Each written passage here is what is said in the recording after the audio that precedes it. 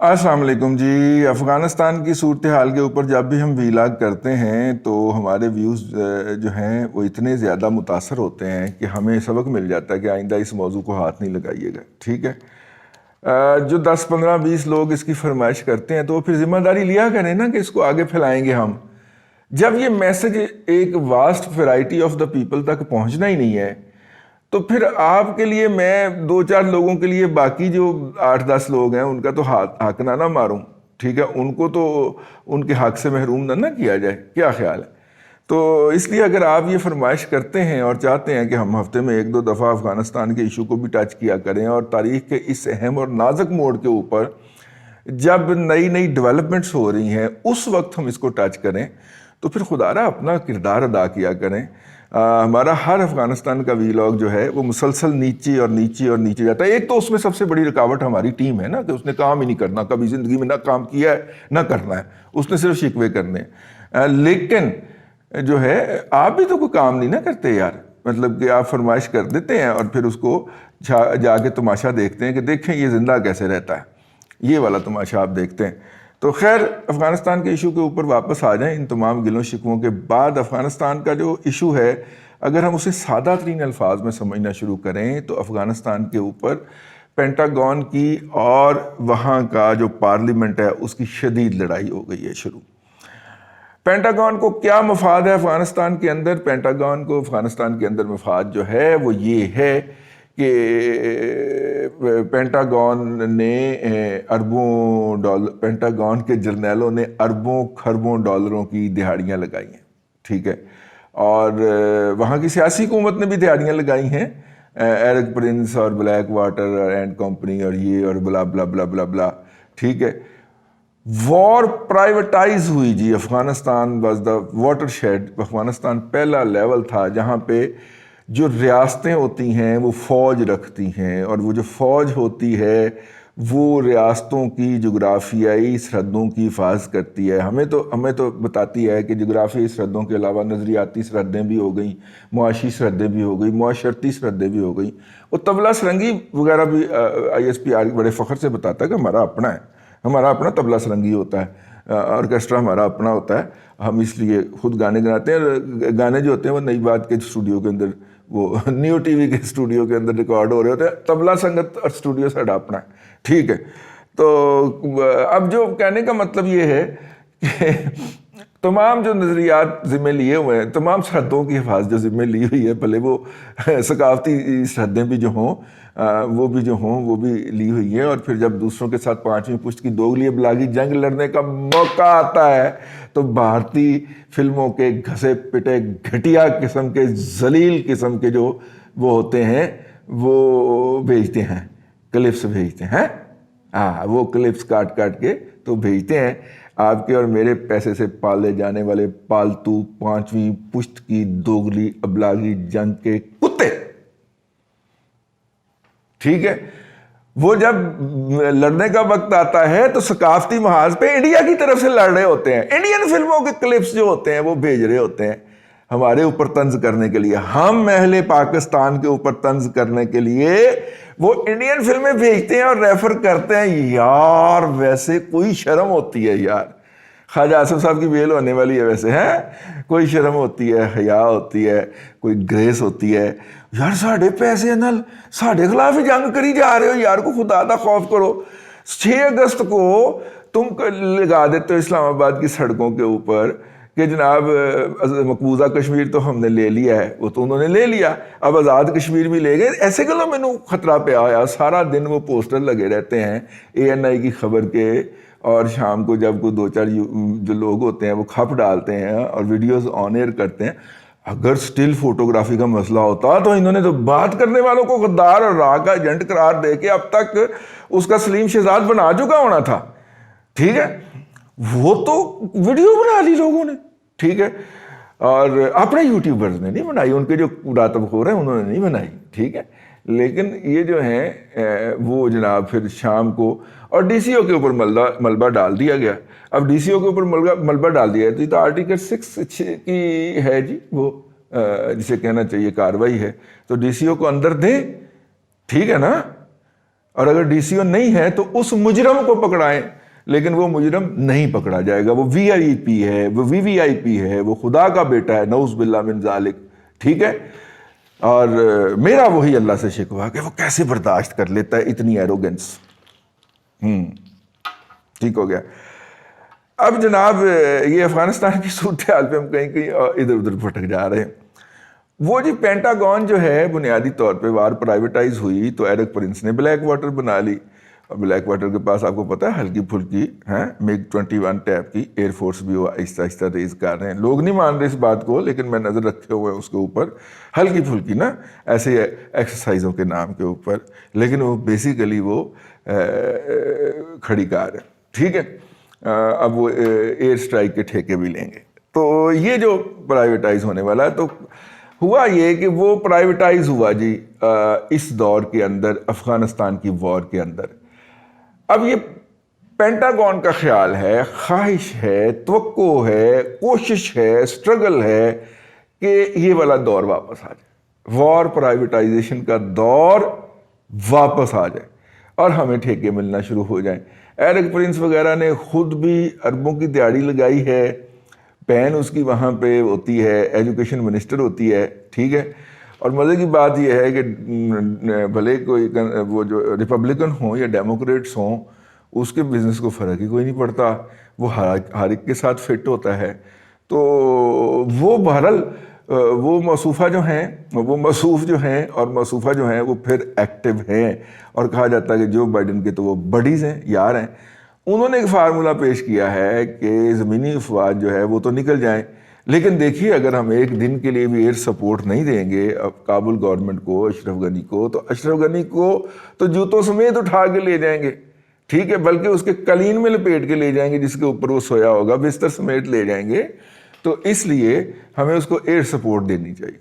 اچھا، year support دینے کا طریقہ کیا ہو سکتا ہے؟ پاکستان تو قابل اعتماد نہیں رہا، ٹھیک ہے، لہٰذا پاکستان کے اڈوں کو تو استعمال نہ کیا جائے۔ سینٹرل ایشیا کے اندر چونکہ تاجکستان سائڈ کے اوپر اور ایک آدھا اور تاجکستان میں تو ہے نا ہوائی اڈا ہے، تو وہاں سے ایئر سپورٹ دی جائے، ٹھیک ہے، ان کو، اور یوں اپنی لت وچ لائی رکھی ایسی۔ اور جناب افغانستان کے اندر کے جو معاملات ہیں وہ بلیک واٹر کے ذریعے جو ہے وہ ہم ریکروٹمنٹ کریں۔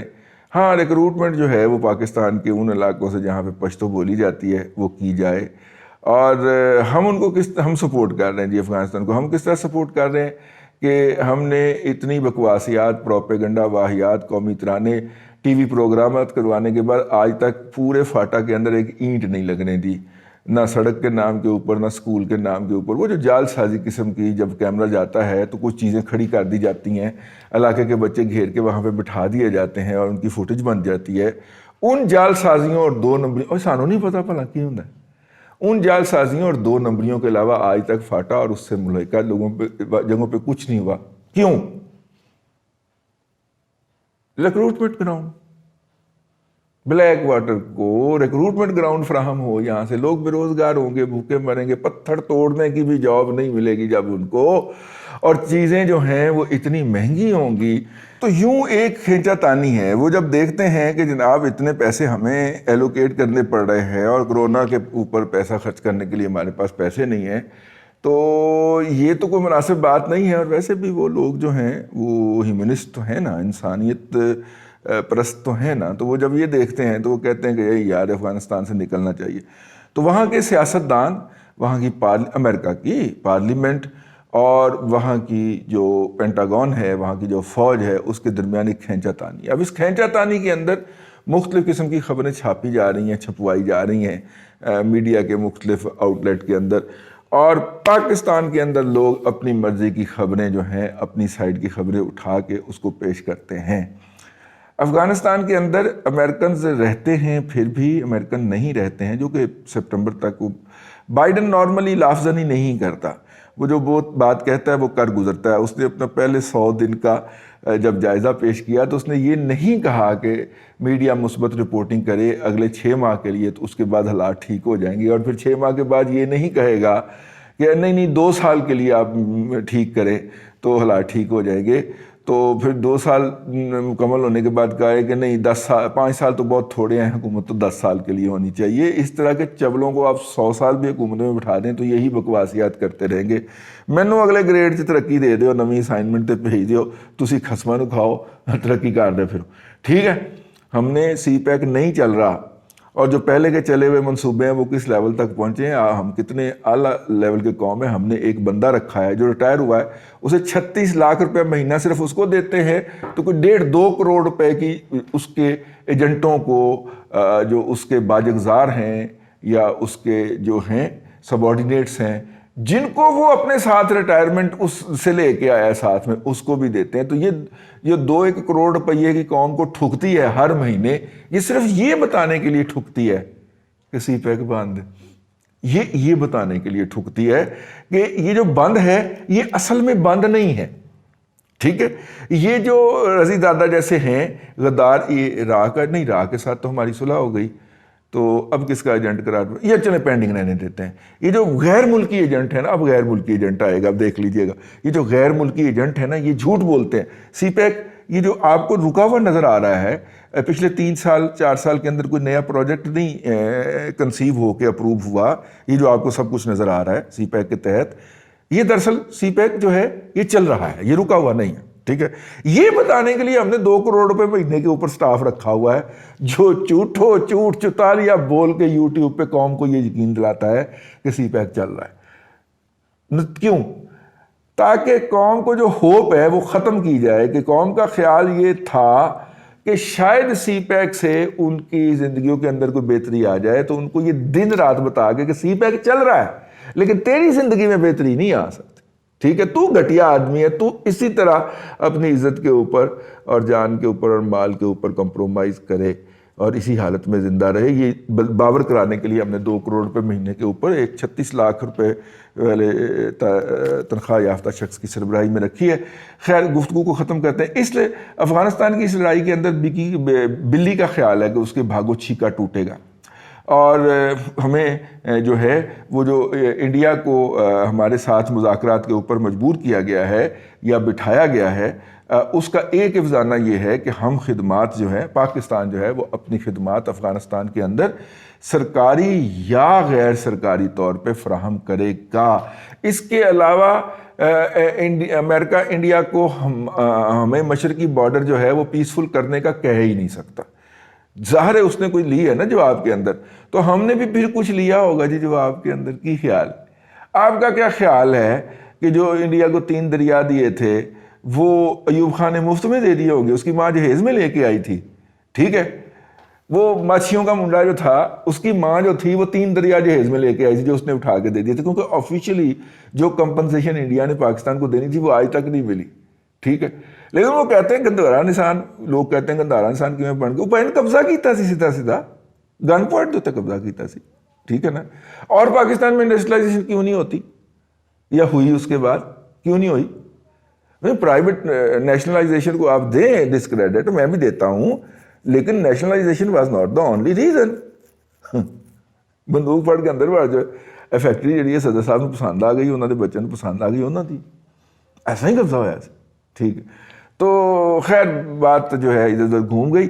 افغانستان کے اندر ہم جو خدمات دیں گے اس کے نتیجے کے اندر بیک لیش آئے گا، اور بیک لیش کے اندر جو ہے وہ آپ کے اور میری گلی محلے کے اندر بم پھوٹیں گے، اور اس بم پھوٹنے کے نتیجے کے اندر ہم نے عوام کو جو گمراہ کرنے کا ایک پورا پلان رکھا ہوا ہے، ہم کہیں گے کہ یہ ٹی ٹی پی نے کیا ہے، اور اس کی full dress rehearsal Quetta Serena دھماکے کے ذریعے کر لی گئی ہے۔